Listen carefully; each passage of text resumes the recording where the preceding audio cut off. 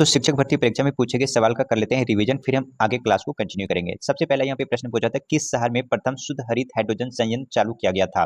तो आंसर यहाँ होगा असम, जो कि आंसर में नहीं है, तो ऑप्शन नंबर जो हमारा होगा यहाँ पे ई हो जाएगा। अगला प्रश्न देख लेते हैं, जो कि यहाँ पे पूछा था कि बिहार प्रोविंशियल कांग्रेस कमेटी, जिसका मुख्यालय पटना में है, का गठन किस वर्ष हुआ था? तो ये आंसर हो जाएगा हमारा 1908 ईस्वी में किया गया था। अगला प्रश्न यहाँ पे पूछा था ये कि बिहार समाजवादी पार्टी का गठन किन्होंने किया था? तो आंसर हो जाएगा हमारा यहाँ पे ऑप्शन नंबर बी, फूलन प्रसाद वर्मा और जयप्रकाश नारायण ने। पूछेगा कहाँ पे किया गया था, कब किया गया था? तो 1931 में किया गया था। चलिए अगला प्रश्न देख लेते हैं, जो कि अभी हाल ही में पूछा था। यहाँ पे अगला प्रश्न ये पूछा था, नव भारत का पैगंबर कौन कहलाता है? तो स्वामी विवेकानंद जी ने अपने गुरु रामकृष्ण परमहंस जी के लिए कहा था, जो कि यहाँ पे आंसर नहीं है, तो ऑप्शन नंबर कौन सा हो जाएगा? ऑप्शन नंबर ई हो जाएगा।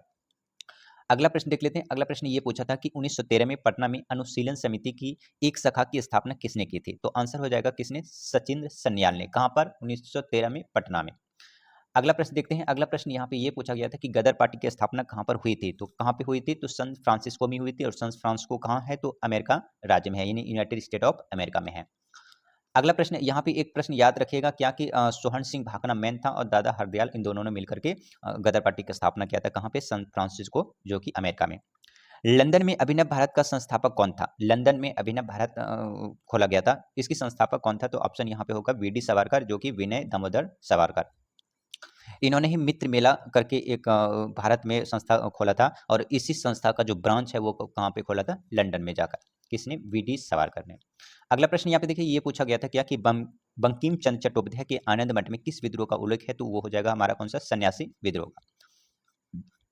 अगला प्रश्न यहाँ पे ये पूछा गया था कि निम्नलिखित में से किस राज्य में नगरीकरण सर्वाधिक है, इनके सबसे ज्यादा नगरीकरण कौन सा है? तो ऑप्शन क्या हो जाएगा? महाराष्ट्र हो जाएगा।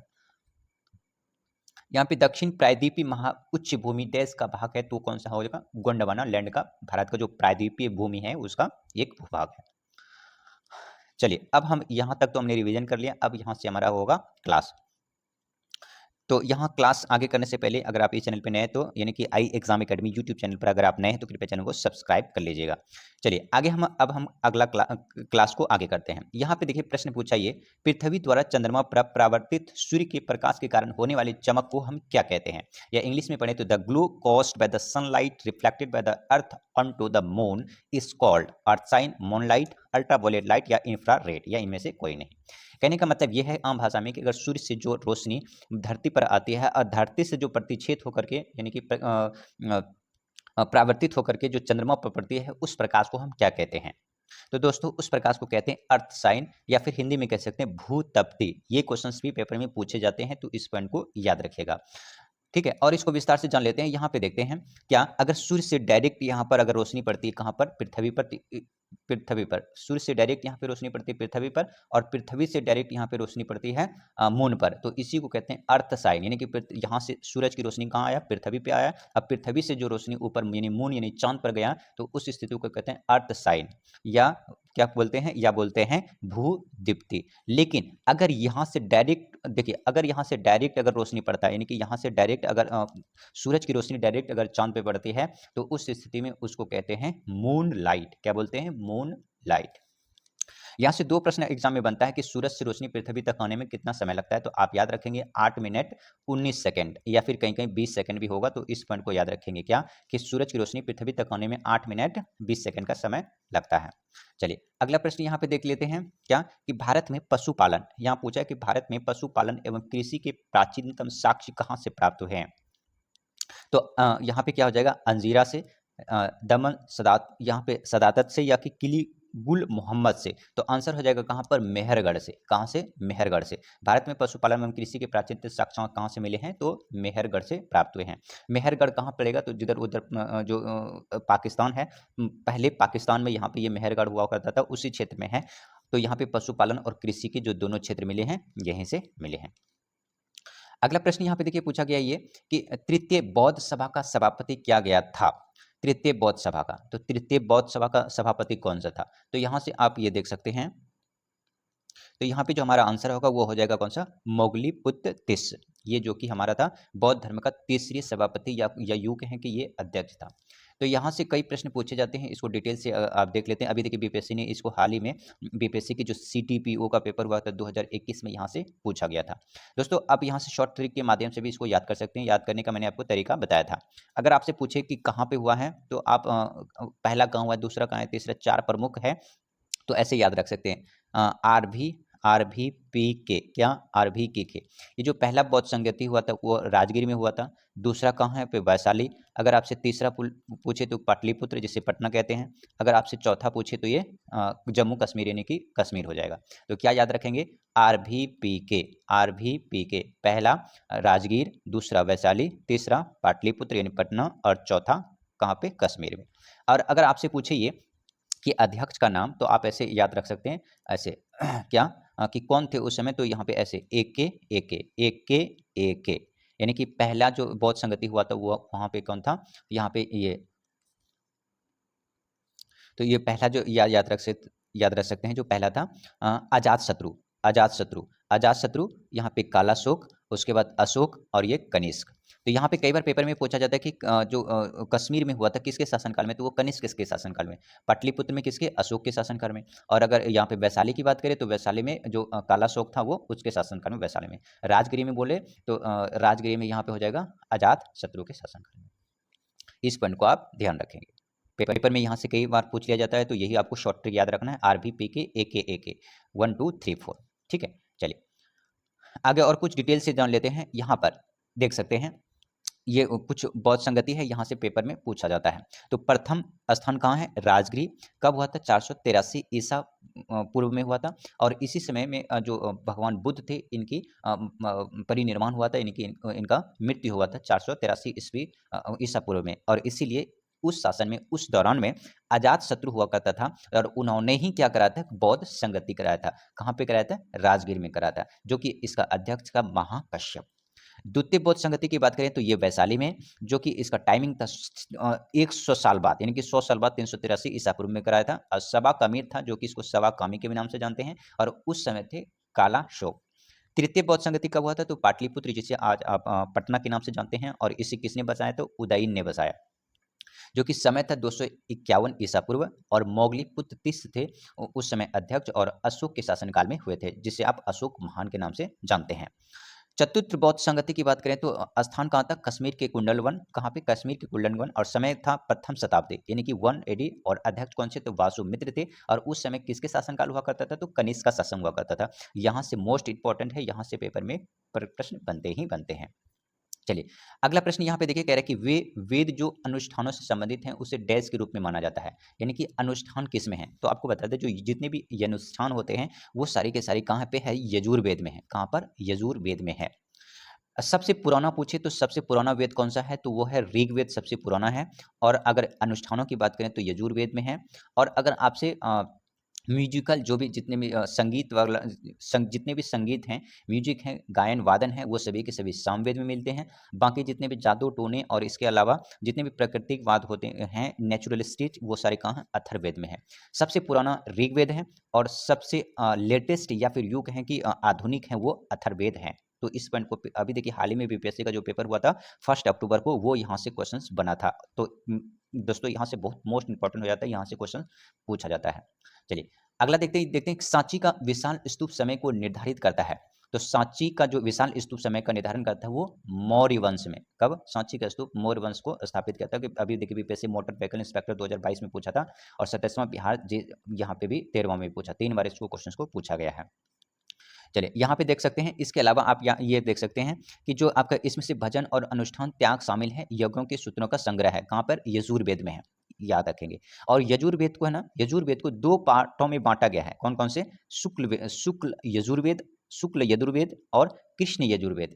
जैसे आपका 2 पक्ष होते हैं, शुक्ल पक्ष और कृष्ण पक्ष। तो इसी तरीके से यजुर्वेद को 2 पार्टों में बांटा गया है। पेपर में कई बार यहाँ से ये पूछा जाता है कि कौन सा ऐसा वेद है जिसको 2 पार्टों में बांटा गया है। एक पार्ट का नाम शुक्लवेद और दूसरा का नाम है कृष्ण यजुर्वेद। तो हो जाएगा हमारा कौन सा, यजुर्वेद ही।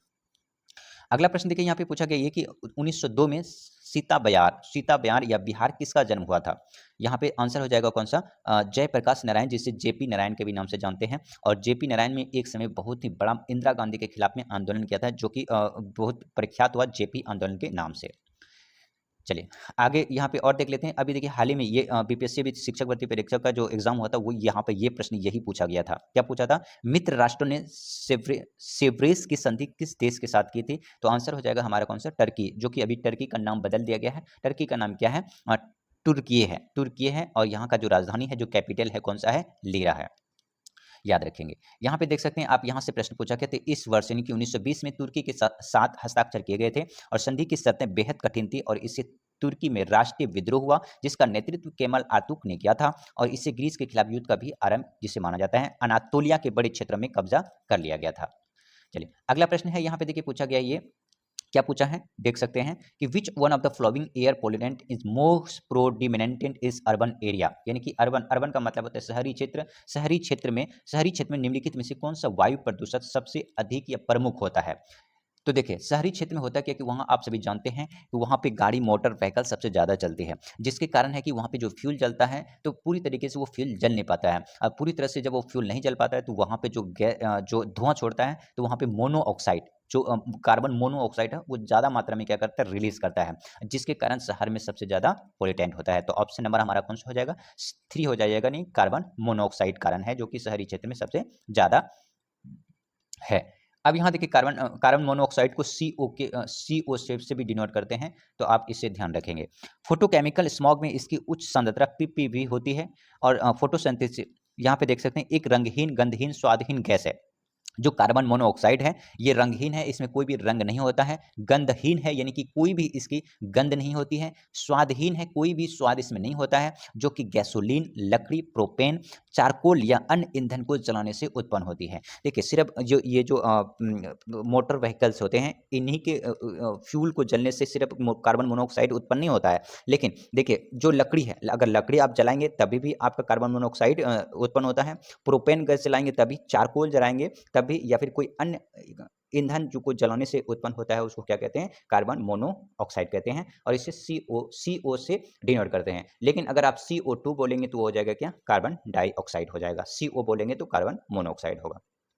दोस्तों आई एग्जाम एकेडमी पर अगर आप नए हैं तो कृपया चैनल को सब्सक्राइब कर लीजिएगा और हम अपने दोस्तों को भी शेयर करिएगा, ताकि हमें मोटिवेशन मिले और आगे मैं इस तरह से आपको क्वेश्चंस कराता रहूँ।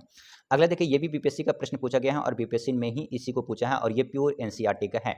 यहाँ पे पूछा गया कि ऋग्वेद में कितने सूक्त होते हैं, या फिर how many sukta are there in the Rigveda. तो आप सभी अगर लूसन पढ़े होंगे या फिर आप एनसीईआरटी की किताबें पढ़े होंगे, जैसे 7th 8th के, और इसके अलावा 11th क्लास में भी पूछा है, तो एनसीईआरटी की किताबों में लिखा हुआ है कि ऋग्वेद में कितने सूक्त होते हैं, तो 1028 सूक्त होते हैं। लेकिन यहाँ पे कहीं भी 1028 सूक्त दिया ही नहीं है, तो ऑप्शन नंबर हमारा कौन सा हो जाएगा, ऑप्शन नंबर इनमें से कोई नहीं, उपयुक्त में से कोई भी नहीं होगा। ये प्योर एनसीईआरटी का है, इसलिए मैं कहता हूँ कि एनसीईआरटी बहुत ही ऑथेंटिक है, एनसीईआरटी आपको पढ़ना ही चाहिए।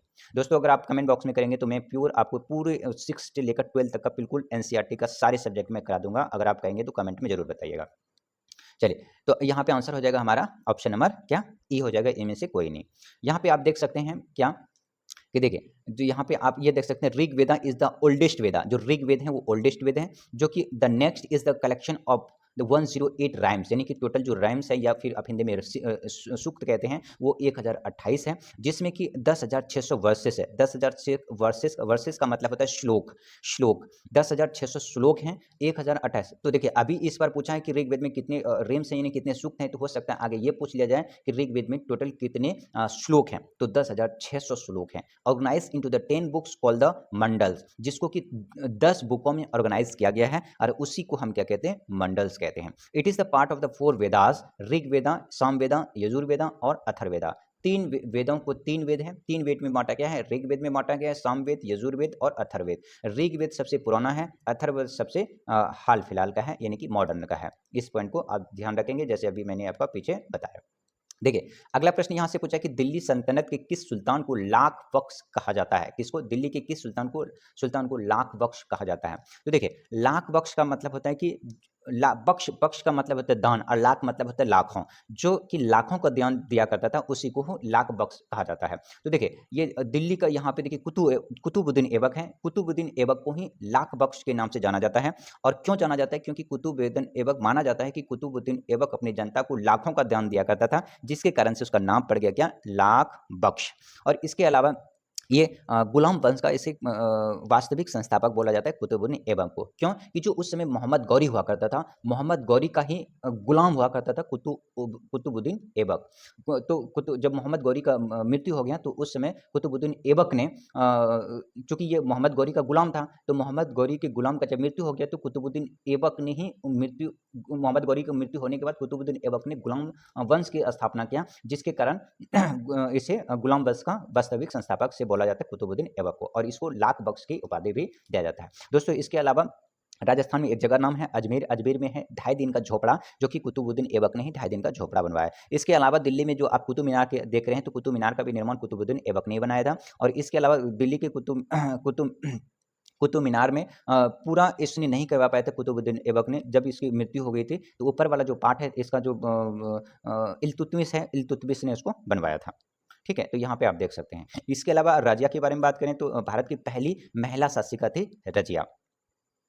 ठीक है, चलिए आगे यहाँ पे अगला प्रश्न देख लेते हैं। अगला प्रश्न यहाँ पे देखिए, gemology is the science of, gemology dash का विज्ञान है, किस चीज का विज्ञान है? तो यहाँ पे देखिए जो जेमोलॉजी है वो जेम्स स्टोन यानी कि रत्नों के विज्ञान को कहते हैं जेमोलॉजी। ठीक है, चलिए अगला यहाँ पे आप देख सकते हैं क्या कि जो gemology is the science of the gemstones, जितने भी रत्न होते हैं, जो स्टोन्स होते हैं, जो प्रीशियस स्टोन्स होते हैं, कीमती स्टोन्स होते हैं, उसकी स्टडी को कहते हैं जेमोलॉजी। देखिए मेटलर्जी किसे कहते हैं? Study of the metal, metal की स्टडी को कहते हैं मेटलर्जी, या फिर स्टडी ऑफ लेक्स यानी कि झीलों के अध्ययन को कहते हैं लिम्नोलॉजी। और forestry is the art science and the practice of the studying is the managing of forest, the study of the bacteria is non bacteriology. चलिए दोस्तों, अगर इस चैनल पे नए हैं तो कृपया चैनल को सब्सक्राइब करना नहीं भूलिएगा, और हाँ आई एग्जाम एकेडमी चैनल को अपने दोस्तों को भी शेयर करना है। यहाँ पे देखिए एक बहुत बढ़िया पेपर है, ये प्रश्न है, और हाल ही में देखिए 2023 में बीपीएससी ने इसको यहाँ पे 68वां बीपीएससी में इसको पूछा है। क्या है प्रश्न कि म्यांमार के साथ भारत के किन राज्यों की सीमाएं मिलती है? मणिपुर, मिजोरम, नागालैंड, त्रिपुरा। देखिए त्रिपुरा तो बांग्ला, यहाँ पे अगर हम त्रिपुरा की बात करें तो त्रिपुरा एक ऐसा राज्य है जो कि बांग्लादेश से 3 ओर से घिरा हुआ है। पेपर में यहाँ से कई बार पूछा जाता है कि ऐसा भारत का कौन सा राज्य है जो किसी विदेशी, या फिर यूं कहें कि किसी दूसरे देश के साथ तीन तरफ से बॉर्डर सीमा करता है, तो वो हो जाएगा हमारा कौन सा हो जाएगा? त्रिपुरा। लेकिन यहाँ पे त्रिपुरा आंसर नहीं होगा, तो यहाँ पे ए तो आंसर होगा ही नहीं। अरुणाचल प्रदेश, नागालैंड, मणिपुर, मिजोरम। देखिए यहाँ पे क्या हो जाएगा? अरुणाचल प्रदेश तो यहाँ पे जो है म्यांमार के साथ है, नागालैंड भी है, मणिपुर भी है, मिजोरम भी है। इसके अलावा देखिए अरुणाचल प्रदेश के बारे में असम तो बीच में है, तो यहाँ पे असम तो होगा नहीं, तो यहाँ पे ये भी नहीं होगा, तो ऑप्शन नंबर हमारा कौन सा हो जाएगा? बी हो जाएगा। चलिए हम और इसको मैप में देख लेते हैं यहाँ से, और हम इसको क्लियर कर लेते हैं। देखिए यहाँ पे हमारा है ये वाला, इसको 7 सिस्टर के नाम से जानते हैं। ये वाला है हमारा अरुणाचल प्रदेश। ठीक है, यहाँ पे आप ये देख सकते हैं मणिपुर है, यहाँ पे ये अरुणाचल प्रदेश हो गया, मणिपुर हो गया, नागालैंड हो गया, मिजोरम हो गया, त्रिपुरा हो गया, और ये असम हो गया, और ये मेघालय हो गया, और यहाँ पे आप ये भूटान देख सकते हैं, ये वाला हमारा यहाँ पे सिक्किम है। ठीक है, और ये सारे हमारे राज्य हैं। तो यहाँ पे पूछा था कि जो म्यांमार है उसकी सीमा पर यानी कि कौन कौन से भारत का राज्य आता है? तो देखिए एक तो यहाँ पे क्या आ रहा है? मिजोरम आ रहा है, तो यहाँ पे एक मिजोरम, इसके बाद यहाँ पे एक कौन सा है? नागालैंड, एक है यहाँ पे मणिपुर यानी 3 नंबर पे हो गया, और एक अरुणाचल प्रदेश यानी 4 नंबर पे। अगर आपसे पूछा जाए कि म्यांमार बॉर्डर पर भारत के कितने राज्य हैं, तो यहाँ पे 4 राज्य हैं। एक कौन कौन से? मिजोरम है, उसके बाद मणिपुर है, नागालैंड, मिजोरम, नागालैंड, मणिपुर, अरुणाचल प्रदेश, 4 राज्य हैं जो म्यांमार के बॉर्डर पे हैं। और आप याद रखेंगे क्या कि पेपर में कई बार ये पूछा जाता है कि जो ये आसाम है, ये असम, तो असम जो है वो कितने इंटरनेशनल बॉर्डर के साथ यानी कि कितने देशों के साथ अपना सीमा साझा करता है? तो पेपर में कई बार 0 डाला जाता है, लेकिन नहीं, आप यहाँ देख पा रहे होंगे जो ये असम है, असम का थोड़ा सा भाग यहाँ देखिए कहाँ है? बांग्लादेश के साथ सटा हुआ है, तो बांग्लादेश भी एक इंटरनेशनल बॉर्डर है, तो एक इंटरनेशनल बॉर्डर यहाँ हो गया, और एक यहाँ देखिए भूटान भी तो दूसरा देश है, तो दूसरा यहाँ, तो जो ये असम है ये दो देशों के साथ अपना भूमि सीमा साझा करता है। तो यहाँ से पॉइंट आप याद रखेंगे। इसके अलावा ये हमारा पूर्वी वाला भाग है, और इसको 7 सिस्टर के नाम से जाना जाता है, क्योंकि यहाँ पे 7 राज्य हैं। कौन कौन से हैं? देखिए एक राज्य हो गया अपना त्रिपुरा, 2 मिजोरम, 3 मेघालय, ये नागालैंड, 3 नागालैंड और उसका मणिपुर 4 हो गया, अरुणाचल प्रदेश 5 हो गया, असम यहाँ पे 6 हो गया और ये वाला हमारा जो मेघालय है 7 हो गया। इसीलिए इसको 7 सिस्टर के नाम से जाना जाता है। सिक्किम को 7 सिस्टर के में इंक्लूड नहीं किया जाता है, इसको थंब स्टेट बोला जाता है। इस पॉइंट को ध्यान रखेंगे और ये वाला क्षेत्र जो हमारा है ये पश्चिम बंगाल है, जो कि बांग्लादेश के साथ सटा हुआ है। चलिए अगला देख लेते हैं। दोस्तों आपको IEXAM एकेडमी को यूट्यूब चैनल है और इसे आप सब्सक्राइब कर लेना है और अपने दोस्तों को भी शेयर करना है, ताकि अगर आप इस तरह से रोज अगर सीखना चाहते हैं तो। दोस्तों यही प्रश्न है और यहीं से अक्सर एग्जाम में पूछे जाते हैं, यहाँ पे ध्यान रखिएगा। अगला प्रश्न पूछा कि कन्याकुमारी से सटी पहाड़ियाँ कौन सी है? कन्याकुमारी से सटी पहाड़ियाँ कौन सी है? तो देखिए अन्नामलाई है, नीलगिरी पहाड़ी है, कार्डमम की पहाड़ी है या फिर सोवराइब की पहाड़ी है। अभी हाल ही में यूपीएससी ने से पूछा है, तो यहाँ पे आंसर हो जाएगा हमारा कार्डमम की पहाड़ी है। जो देखिए अगर आप भारत की नक्शा देखेंगे तो भारत के सबसे निचले वाले पार्ट में कन्याकुमारी है और वहीं पर कार्डमम की पहाड़ी है। कार्डमम की पहाड़ी को इलायची की भी पहाड़ी के नाम से जाना जाता है। चलिए अगला यहाँ पे प्रश्न देख सकते हैं। अगला प्रश्न यहाँ पे पूछा है कि अयोध्या किस नदी के तट पर स्थित है? तो जो अयोध्या है वो सरयू नदी के तट पर स्थित है। कहाँ पर? सरयू नदी के तट पे है। पेपर में ये भी पूछा जाता है कि कई बार सरयू नदी किस राज्य में है, तो सरयू नदी कहाँ पे है? बिहार में है।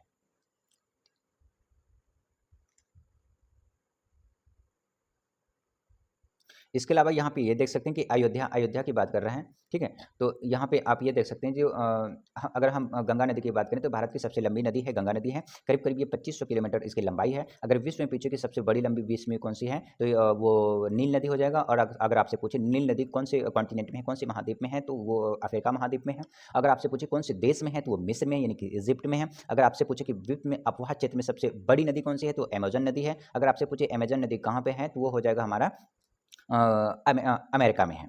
इसके अलावा सबसे चौड़ी नदी भी है जो अमेज़न नदी है। तो यहाँ पे सरयू नदी देखिए बिहार के साथ-साथ जो है वो उत्तर प्रदेश में भी है। यानी कि उत्तर प्रदेश से बहते हुए ये बिहार में जाके इंटर करी है सरयू नदी। इस पॉइंट को ध्यान रखेंगे। अभी यूपीएससी ने इसको हाल ही में पूछा गया है। अगला देखिए यहाँ पे पूछा कि केरवा किस प्रकार की खेती के लिए प्रसिद्ध है?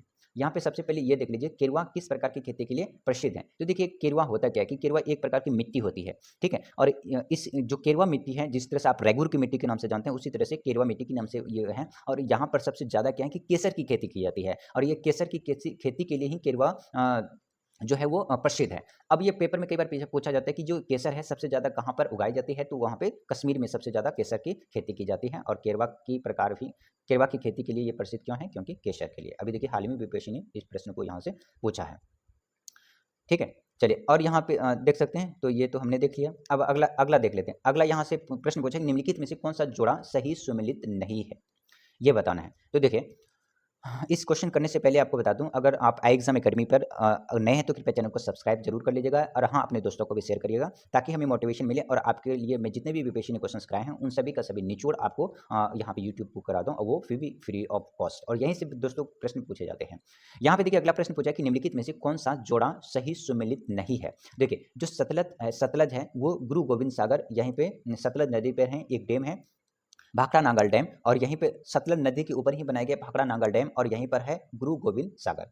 कावेरी नदी की बात करें तो कावेरी नदी पर है कृष्ण राज सागर, यहीं इसी पे है। अगर हम चंबल की बात करें तो जो ये चंबल नदी है, ये चंबल नदी गांधी सागर है। और अगर हम गोदावरी की बात करें तो गोदावरी नागार्जुन पे नहीं है, कृष्णा नदी पर है नागार्जुन सागर बांध। तो यहाँ पे ऑप्शन नंबर हमारा डी गलत हो गया। तो हम यहाँ पे ये कह सकते हैं डी हमारा क्या है? गलत है। इसको देखिए बीपीएससी ने इसको 2 बार क्वेश्चन में इसको पूछा है, 2020 में, 2022 में, और भी कई जगह इस क्वेश्चन को पूछा गया है। 2 प्रश्न और भी यहाँ से 2 नदी से बनता है, एक कावेरी से और एक गोदावरी से। पेपर में ये पूछा जाता है कि अगर दक्षिणी गंगा के नाम से किस नदी को दक्षिणी गंगा के नाम से जाना जाता है, तो वो हो जाएगा हमारा गोदावरी। अगर आपसे पूछे कि दक्षिण भारत की नदी को किस नाम से जानते हैं, तो हो जाएगा कावेरी। दक्षिणी गंगा गोदावरी और दक्षिण भारत की गंगा कावेरी। ये मोस्ट इंपॉर्टेंट क्वेश्चन हैं और ये कई बार हर किसी एग्जाम में पूछा जाता है।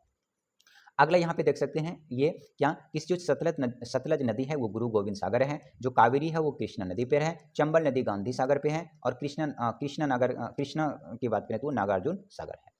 चलिए अगला प्रश्न देख लेते हैं। अगला प्रश्न यहाँ पे देखिए क्या है कि भारत का कौन सा राज्य थोरियम उत्पादन में अग्रणी है, यानी कि सबसे ज्यादा यहाँ पे थोरियम है, तो वो हो जाएगा हमारा कौन सा राज्य है? वो है केरल। केरल जो राज्य है ये तट है, जो देखिए तटीय राज्य है, यहाँ पे इसलिए थोरियम सबसे ज्यादा उत्पादन होता है।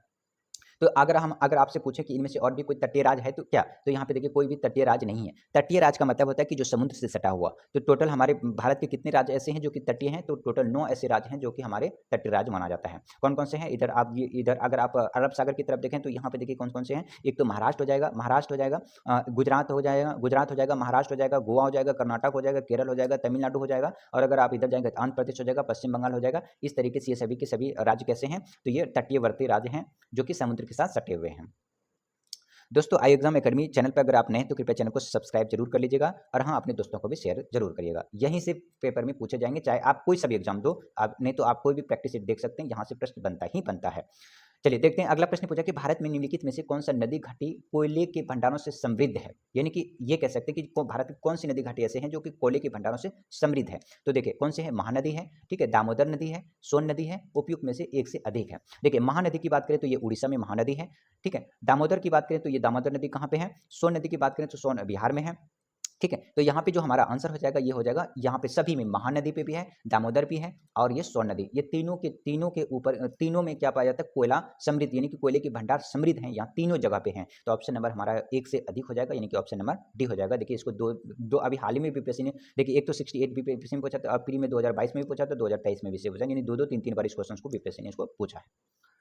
देखिए अगला प्रश्न यहाँ पे पूछा है कि the Simon commission was the form to review, यानी कि अगर ये कह सकते हैं कि सैमन कमीशन को बनाया ही किस लिए है। तो आप सभी जानते हैं सैमन कमीशन कब बनाया गया है, तो सैमन कमीशन लंदन में सैमन कमीशन कब बनाया था, ब्रिटेन में बनाया था, यानी कि भारत को भेजने के लिए, क्योंकि ब्रिटिश शासन यानी कि भारत में जो भारत में ब्रिटेन शासक कर रहा था, यानी कि ब्रिटेन का गुलाम था, तो उस समय भारत में ही जो चल रहा था, या भारत के फ्यूचर के लिए कि किस तरीके से आगे हम भारत में किस तरीके से आगे ज़्यादा दिन तक हम राज कर सकते हैं, इसीलिए सैमन कमीशन को 1927 में भेजा था भारत में, ताकि भारत में रिव्यू कर सके, और ये आगे जो बिहार में किस तरीके से हम आगे और अपना वर्चस्व को और हम किस तरीके से सत्ता स्थापित कर सके, इसीलिए सैमन कमीशन बनाया था। और सैमन कमीशन में ये बोला था कि हम भारतीय के लिए हम अच्छा करेंगे, और भारत में जो भी चीज़ हो रहा है, कि जो भी चीज़ चाहिए उसके लेकर के हम नया प्लान बनाएंगे। लेकिन देखिए भारत के लिए ही सैमन कमीशन को बनाया था, अच्छा के लिए, लेकिन वहाँ पे कोई भी भारतीय नहीं था, जिसके कारण से क्या है, लोगों ने भारत ने सैमन कमीशन का विरोध किया। चलिए, और लाला लाजपत राय ने Bharat Simon commission go back के भी नारे लगाए थे। तो यहाँ पे देखिए किस लिए किया था, तो समीक्षा के लिए सैमन कमीशन का गठन किया गया था, भारत में विधानमंडल के लिए नहीं। तो यहाँ पे हो जाएगा क्या, आगे के सुधारों के लिए, भारत की दक्षता के लिए, यानी कि fitness of India for the future reforms. यहाँ पे देख सकते हैं क्या कि सैमन कमीशन का गठन भारत के गवर्नर जनरल लॉर्ड इरविन 1926 से 1931। यहाँ पे एक प्रश्न और भी महत्वपूर्ण बन गया कि गांधी इरविन समझौता कब हुआ था, तो 1931 में हुआ था गांधी इरविन पैक्ट। अगर आपसे पूछे कि गांधी पूना पैक्ट कब हुआ था, तो 1932 में पूना पैक्ट हुए थे, और अगर गांधी इरविन समझौता की बात करें तो 1931 में गांधी इरविन समझौता हुआ था। इसके अलावा हम बात कर लेते हैं गठन कब हुआ, तो देखिए 1927 में, यहाँ पे 1927 में सैमन कमीशन बन गया था, लेकिन भारत कब भेजा गया था, तो भारत 1928 भेजा था, 1928 में भेजा था। और 1928 में ही ये जवाहरलाल नेहरू के पिताजी थे मोतीलाल नेहरू, उन्होंने इस प्रस्ताव प्रस्तुत किया था, उद्देश्य प्रस्ताव, ठीक है। तो यहाँ पे देखिए इसका गठन वर्ष 1928 में मोंटेगू चैम्सफोर्ड सुधारों के बाद भारतीय विधान परिषद में आवश्यक परिवर्तनों की तलाश के लिए एक वैधानिक समिति के रूप में इसे किया गया था। अगला प्रश्न देख सकते हैं यहाँ पर। अगला प्रश्न करने से पहले दोस्तों, आई एग्जाम एकेडमी पर अगर आप नए हैं तो कृपया चैनल को सब्सक्राइब जरूर कर लीजिएगा, और हाँ, अपने दोस्तों को भी शेयर करिएगा। अगर आपको अगर चाहते हैं कि फ्री में इस तरीके से आपको कंटेंट अच्छा और जो कि हम करा दें, तो आप चैनल को सब्सक्राइब जरूर करिएगा। यहाँ पे देखिए अगला प्रश्न पूछा कि वल्लभ भाई पटेल को सरदार की उपाधि किसने दी। दोस्तों ये चाहे एसएससी हो, सीजीएल हो, या कोई स्टेट पेसेस हो, हर किसी एग्जाम का फेवरेट है, और आप चाहे आप कोई भी प्रैक्टिस सेट या पिछला प्रीवियस ईयर क्वेश्चन देख उठा लीजिएगा, यहाँ से ये प्रश्न बनता ही है।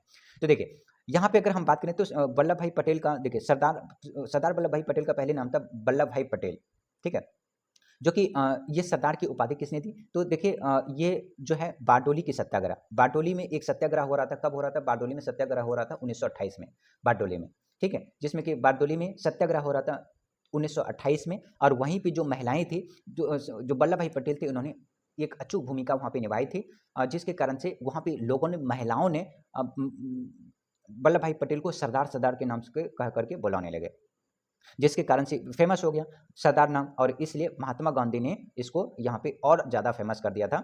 अगर आपसे पूछे किसने दी, तो यहाँ पे उपाधि महात्मा गांधी ने यहाँ पे इसको संबोधित किया, लेकिन यहाँ पे बारडोली सत्याग्रह आंसर हो जाएगा। यहाँ पे आप देख सकते हैं क्या कि it was the late the Sardar Vallabh Bhai Patel women of the Bardoli, जो बारदोली की महिलाएं थी, कब 1928 में जब वो यहाँ पे सत्याग्रह होते उन्होंने ही इसको दिया था। किस लिए? फार्मर्स ऑफ रेस बारदोली, यानी कि जो बारदोली की जो वहाँ पे किसान थे, वहाँ पे अंग्रेजों ने क्या किया था, टैक्स ज़्यादा इंप्लीमेंट कर दिया था, जिसके कारण टैक्स को बढ़ाने के लिए, कहाँ पे बारदोली कहाँ है, तो ये गुजरात में है, याद रखिएगा। तो इसी के लिए विरोध कर रहे थे, जिन्होंने वल्लभ भाई पटेल ने इसको लीड किया था। और इसके अलावा he is also called the un unifier of India, unifier of India के भी नाम से जानते हैं। और सरदार वल्लभ भाई पटेल को आयरन मैन ऑफ इंडिया के भी नाम से जानते हैं। क्या? Iron man of India. और इसीलिए सरदार वल्लभ भाई पटेल को हिंदी में कहें तो लौह पुरुष के नाम से जानते हैं। और सरदार वल्लभ भाई पटेल का अहमदाबाद यानी कि गुजरात में केवड़िया है, वहाँ पे केवड़िया में यूनिटी ऑफ स्टेचू भी बनाया गया है, जो कि एक विश्व की सबसे बड़ी खड़ी मूर्ति है, यानी कि स्टेचू ऑफ लिबर्टी के बाद, यानी कि पहले स्टेचू ऑफ लिबर्टी सबसे बड़ा था, लेकिन अभी वर्तमान में भारत में स्टेचू ऑफ यूनिटी है, जो कि सरदार वल्लभ भाई पटेल की ही क्या है, प्रतिमा है। चलिए, और 31 अक्टूबर को इनका पुण्यतिथि मनाते हैं। इनका नेतृत्व सरदार वल्लभ पटेल ने किया था। और गांधी, देखिए यहाँ पे कस्तूरबा गांधी और मणिबेन पटेल, शारदाबेन शाह, शारदा मेहता, ये सारी तो महिलाएं थी जो इनको सरदार की उपाधि इन्होंने दिया था। अगला प्रश्न आपका, इसका आंसर दीजिए। विधवा पुनर्विवाह अधिनियम वर्ष डैश में पारित किया गया था, तो यहाँ पे 1856 में विधवा पुनर्विवाह अधिनियम पारित किया गया था। अगला प्रश्न यहाँ पे बताया कि निम्नलिखित में से कौन सा युग में सुमेलित नहीं है। तो देखिए, बंगाल का जो विभाजन हुआ था कब? 1905 में होता। और इसमें पूछा जाता है कि इस समय कौन था, तो यहाँ पे कर्जन था 1905 में बंगाल विभाजन के समय में। साल्ट सत्याग्रह की बात करें तो इस समय 1930 था, और इस समय ईविन हुआ करते थे साल 1930 में। अगर हम यहाँ बात करें वेबल्स प्लान, तो वेबल 1944 में नहीं था, तो यहाँ पे 1942 कुछ समथिंग था। तो यहाँ पे ऑप्शन नंबर सी सुमेलित नहीं है। पूना पैक्ट की बात करें तो पूना पैक्ट 1932 में हुआ था। अगर यहीं पे अगर आपसे पूछ लिया जाता है गांधी इरविन समझौता कब हुआ था, तो 1931 में हुआ था। कब? 1931 में हुआ था। चलिए अगला देख लेते हैं।